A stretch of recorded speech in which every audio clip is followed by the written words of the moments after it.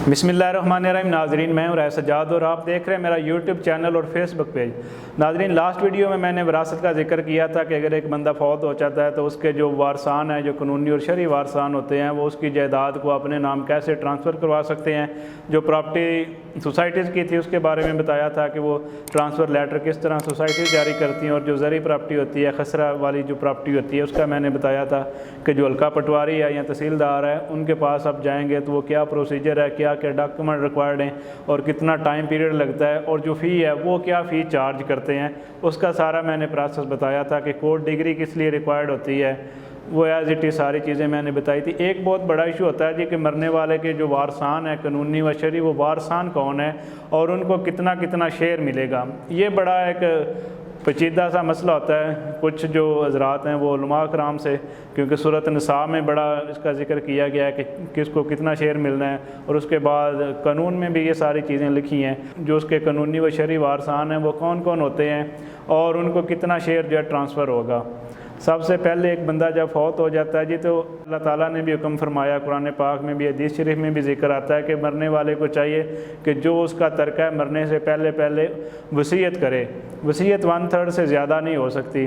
चाहे वो वसीयत जो है वो मदरसे को कर जाता है, मस्जिद को कर जाता है, किसी यतीम के नाम कर जाता है, तो सबसे पहले अगर उसने कोई वसीयत की है मरने वाले ने, तो आप वो वसीयत की जो प्रॉपर्टी है जो उसने शेयर किया था, वो पहले जो वसीयत वाला था वो पहले आप उनको ट्रांसफ़र करेंगे। उसके बाद आती है एक और शिक आ जाती है कि जो मरने वाले ने ज़िंदगी में कर्ज़ लिया था, चाहे वो किसी दोस्त से लिया था, रिश्तेदार से लिया था या बैंक से लिया था, तो पहले वो जो सारे वारसान हैं वो जो कर्ज़ की रकम है वो अलहदा करेंगे। उसके बाद जो शेयर बच जाएगा मरने वाले का, वो जो उसके वारसान हैं उनको ट्रांसफ़र होगा।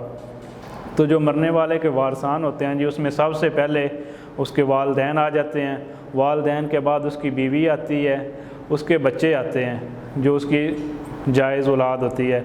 अगर उसकी शादी नहीं है तो फिर वालदैन और बहन भाई होंगे। एक बंदा फौत हो जाता है तो सबसे पहले उसके वालदैन को शेयर जाएगा। वालदैन का 1/6 उसकी जो प्रॉपर्टी है उसमें 1/6 जो शेयर है वो उसके वालदैन को जाएगा। वालदैन के बाद उसकी बीवी का नंबर आता है जी। बीवी अगर तो मरने वाले की औलाद है तो फिर बीवी को 1/8 हिस्सा मिलेगा। अगर उसकी औलाद नहीं है तो फिर बीवी को 1/4 है वो उसको शेयर मिलेगा, मरने वाले की बीवी को। और अगर उसकी औलाद है तो औलाद को जो है जी वो भी हिस्सा इसी तरह ट्रांसफ़र होगा कि 2 बेटियों का हिस्सा 1 बेटे के बराबर होगा। और अगर एक ही बेटी है तो फिर उस बेटी का 1/2 है जो निसफ़ हिस्सा है, हाफ शेयर जो है वो उस बेटी को चला जाएगा सारी जायदाद का, और जो हाफ बचेगा वो मरने वाले के जो बहन भाई हैं उनको पीछे वो रिवर्स हो जाएगा। और अगर मरने वाले की सिर्फ बेटियां ही हैं, एक से ज़्यादा बेटियां हैं, तो बेटियों को जो है वो 2/3 चला जाएगा, और जो बाकी हिस्सा बचेगा वो मरने वाले की बहन भाइयों को चला जाएगा। मतलब बेटियों की जो चाचू और फुप्पो हैं उनको वो शेयर ट्रांसफ़र हो जाएगा। उसके बाद आता है जी, अगर तो उस मरने वाले का कोई भी करीबी रिश्तेदार नहीं है, जिस तरह उसकी वालदैन भी नहीं है, शादी नहीं हुई, अगर शादी हुई है तो बेगम भी नहीं है, बच्चे भी नहीं हैं, अगर उसके बच्चे वगैरह भी नहीं हैं, तो उसके बाद जो शेयर है जी वो चला जाएगा। जो उसके रेजी ड्यूरी अगर नहीं है तो जो डिस्टेंट किंडर हैं, मसलन उसके मरने वाले के जो वालदैन हैं वो सारा कुछ नहीं है, उसका कोई भी करीबी रिश्तेदार नहीं है, तो मरने वाले का जो चाचा है उसे हिस्सा चला जाएगा। अगर उसका चाचा भी नहीं है तो चाचे के जो बेटे हैं, जो उसके जिसे पंजाबी में हम पतरेर कहते हैं, वो उसके जो फर्स्ट कज़न हैं पतरेर, उनको चला जाएगा।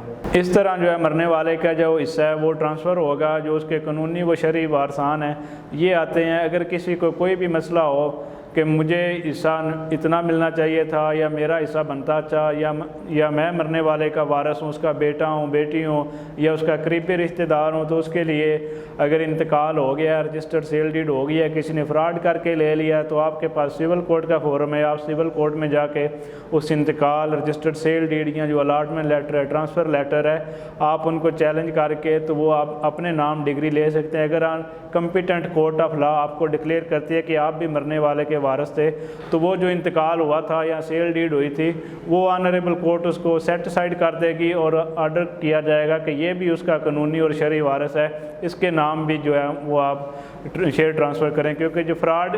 और एक बात बताता चलूँ कि कुछ कहते हैं जी इतनी देर बाद, जो टाइम लिमिटेशन हर दावे के लिए लेजिस्लेचर ने एक बनाई है, लिमिटेशन एक्ट 1908 है, उसमें वो डिस्क्राइब की गई है। लेकिन जो फ्रॉड है, और जब विरासत में किसी का हिस्सा जो मारा जाता है तो उसके लिए कोई लिमिटेशन नहीं है। आप जब भी आपके इल्म में आए कि मैं इसका वारिस था, इसकी ये प्रॉपर्टी थी, मुझे तो पता ही नहीं चला, बाकी जो वारिस हैं वो सारी प्रॉपर्टी हथिया के ले गए हैं, तो आप किसी भी वक्त, चाहे आप 10 साल बाद आएँ, 20 साल बाद आएँ, 50 साल बाद आएँ, अगर आप अपने आप को प्रूव कर देते हैं थ्रू डॉक्यूमेंट्री एविडेंस और ओरल एविडेंस, तो अदालत आपको हिस्सा आपका दिलवाएगी, और जो इंतकाल और सेल डीड, जो ट्रांसफ़र लेटर हैं, वो सारे मनसूख हो जाएंगे, और आप दोबारा एक नए सिरे से इंतकाल होगा जिसमें जो सारे वारसान हैं उनको शेयर मिलेगा।